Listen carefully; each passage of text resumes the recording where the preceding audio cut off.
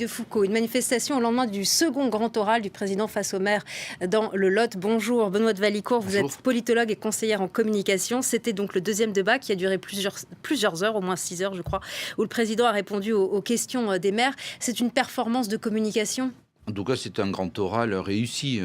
7 heures la veille, 6 heures le lendemain, on peut dire que le président de la République a de la voix. Est-ce que c'est réussi ? Alors en tout cas, il fait l'exercice, il fait le job. Il aime bien retrousser les manches, enlever sa veste, se donner un petit peu comme ça en public, dans une arène finalement. C'est ça, hein, c'est le taureau dans l'arène. Mais il y a 10 débats.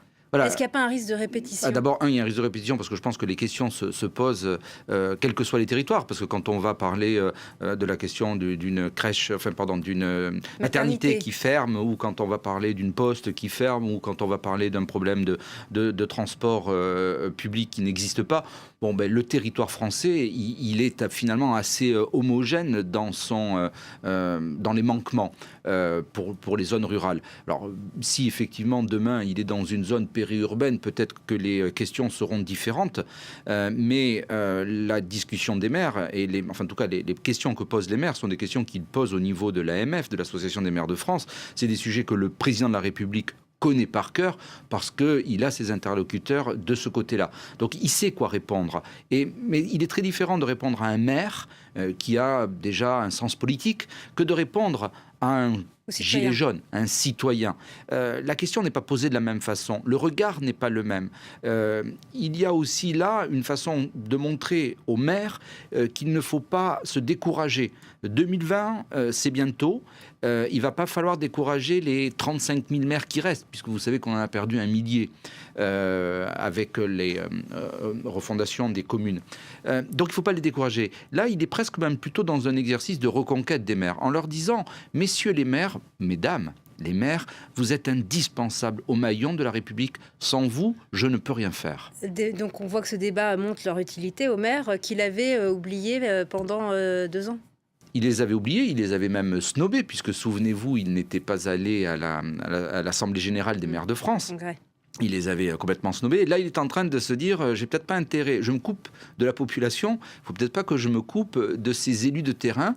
Ils sont le dernier lien qui me relie, excusez-moi pour cette mauvaise syntaxe, mais qui me relie au peuple de France. Et là, il y a pour lui un exercice difficile, mais il oublie peut-être que ces fameux maires de France ne sont ni plus ni moins que des citoyens qui ont troqué le gilet jaune pour une écharpe tricolore. Alors, c'est l'introduction au grand débat, ces oraux, mais cette introduction, est-ce qu'elle risque pas justement de clore le grand débat à partir du moment où le président traite toutes les questions et répond sur tous les sujets? Alors, ce qui est extraordinaire, c'est effectivement la capacité qu'a le président de la République à répondre à toutes les questions. Je pense que cet homme est profondément intelligent et c'est indiscutable, et qu'il est profondément cultivé et c'est indiscutable. De là, quand même, avoir déjà toutes les réponses à ce que les Français vont évoquer dans les prochaines semaines, et je me demande s'il était nécessaire d'ouvrir ce grand débat. Et puis, est-ce que c'est un vrai débat avec un échange d'arguments ? Ce n'est pas un débat. Un débat, c'est débattre. C'est on échange, on discute, on se dispute dans le bon sens du terme, bien entendu. Là, on pose une question, on a une réponse. Vous n'êtes pas content ? Plusieurs même, et voilà. On fait une et synthèse. Vous n'êtes pas content de la réponse, c'est pas grave. Je répondrai à la question suivante. J'ai dit. C'est un peu surprenant. Je crains fort que le débat national ne puisse pas trouver les réponses aux questions d'un point de vue, j'allais dire, beaucoup plus pragmatique. Là, on a presque une réponse du technocrate. Voilà, il faut faire comme ci, il faut faire comme ça. Nous nous sommes trompés là, eh bien on va ajuster ici. On sait qu'il y a trop de machins, il y a trop de trucs, il n'y a pas assez. Bon voilà, on veut faire de l'ajustement. Et cet ajustement, le problème, c'est qu'il ne peut pas se faire d'une façon aussi cohérente que le président de la République veut bien le dire. Et je crois que surtout, il risque d'y avoir une frustration de la part des gens, des citoyens, en se disant, mais finalement, il a déjà répondu à toutes les questions. Est-ce qu'il est bien nécessaire qu'on aille lui en poser de nouvelles ? Après tout, cet homme a réponse à tout.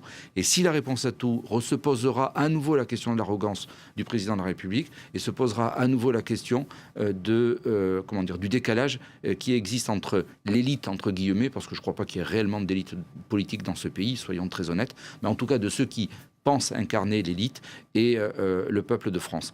Tout à l'heure, je discutais avec un monsieur qui m'expliquait ce qu'il gagnait par mois, qui m'expliquait comment son frère vivait avec 1 200 € en habitant à Roissy, en ayant un loyer privé de 800 €, en me disant mais toutes les réponses que peut faire le gouvernement ne changeront rien à la vie.